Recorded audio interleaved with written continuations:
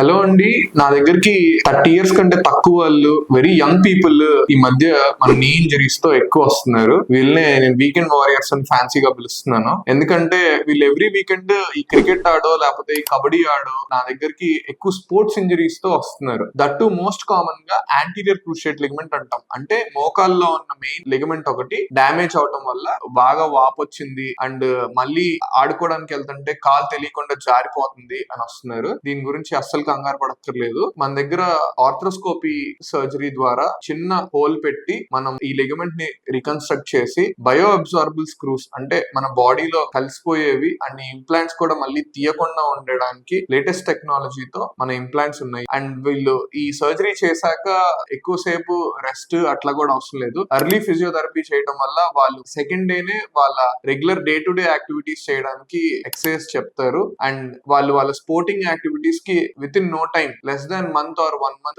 వాళ్ళు మళ్ళీ వాళ్ళ స్పోర్ట్స్ రీగెయిన్ చేసి వాళ్ళ స్పోర్ట్స్ ని ఎంజాయ్ చేయొచ్చు. Thank you.